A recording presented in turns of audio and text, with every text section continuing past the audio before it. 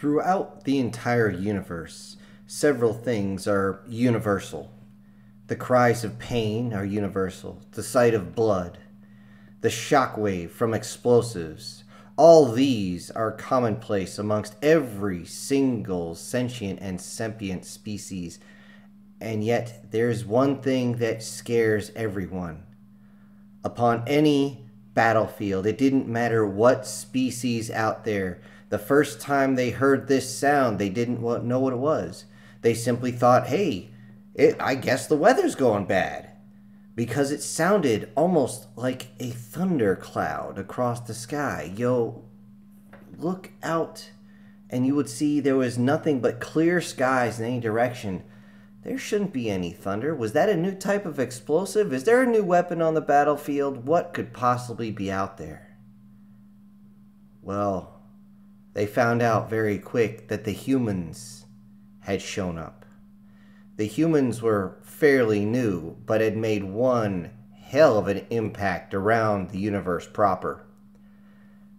They had become experts on the terrestrial battlefield. Though many ships and many fleets could hold their own against the humans and fight them to a draw out in space, once humans made it to the surface, well, you are beyond screwed.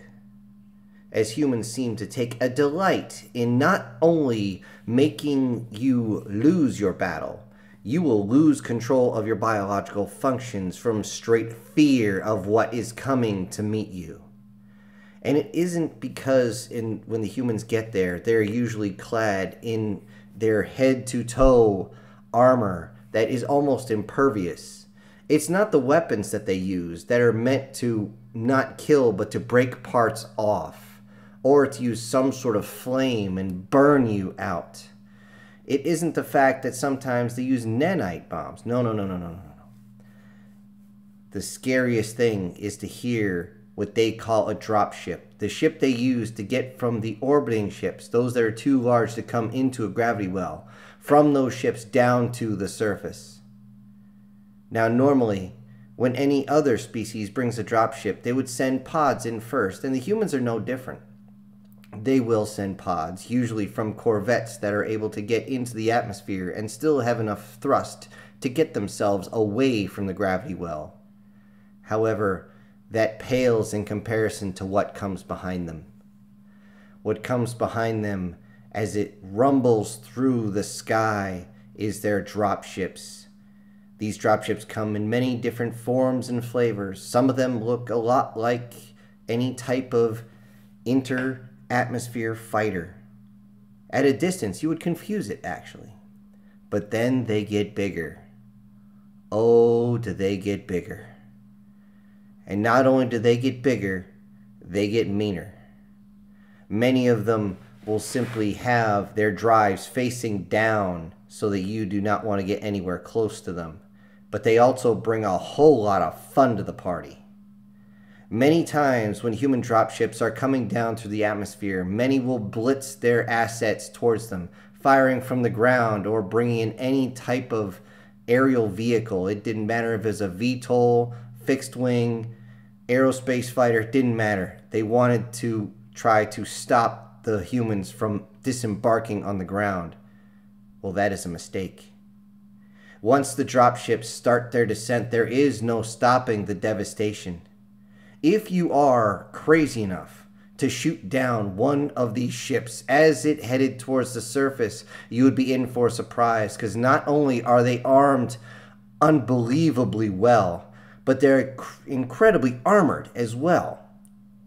Which means most munitions are not going to break through enough to cause them to tumble and fall. And when I mean tumble, I mean that literally, because if they are shot out, they will suddenly lose all their abilities to stay aloft as they come down. And then you have this mass of men and metal. Most will try their best to eject from the dropship before it lands. Most will not. And when it crashes with hundreds of millions of tons at speeds eclipsing Mach 1, the speed of sound, the resulting devastation in that area is not to be underestimated. Entire army groups, multiple divisions have been lost when one of these ships crashes into the ground and causes a shockwave strong enough to send everything, every man, woman, child, and machine flying through the air, many times leaving a dust cloud so thick that many species cannot survive. So you can't shoot them down on the way there, even if you could get close enough, as their weapons will continuously fire on the way down. Streaks of blue, red, and green will fill up the sky. They will have their autocannons, as they call them, constantly firing. You can hear them if you listen close, clack, clack, clack, off in the distance. And then missiles.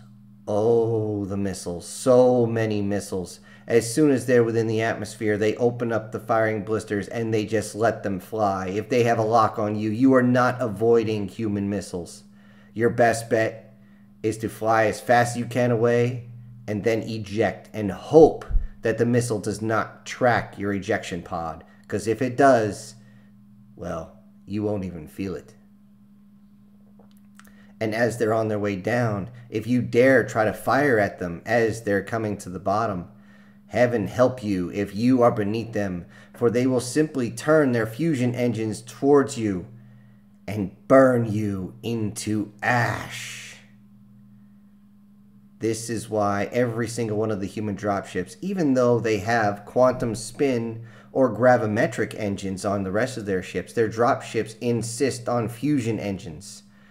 And why they insist on shoving a giant fusion torch up that thing's ass?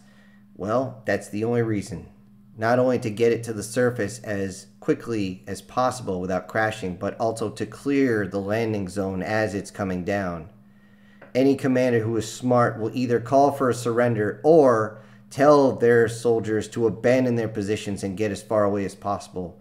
The fusion torch will melt the ground on the way down. There is no question about that. And as it lands, just as it settles down, you would think, oh, this is the perfect time. They have not disembarked. They're a steady target. We can fire down at them. Not so much.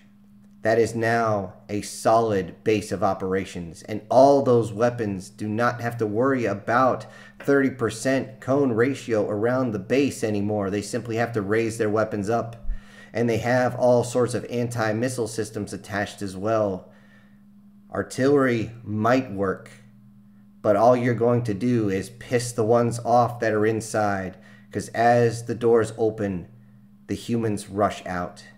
And the humans, if you have fired at them, they will not just win the battle. No, they will come to make it hurt. And as they push along, the dropship itself is continuing to fire out with all its weapon systems to tear into anyone who gets close to their disembarking troops. Their machines will roll out as fast as possible and again start adding to the fire. Death follows what comes out. To this day, once dropships have landed, no one has been able to take one out or be able to stop the onslaught of the humans that fly out. This is why the scariest thing that you will ever hear on the battlefield, and once again something that will give all armies pause, is hearing the dropships thunder.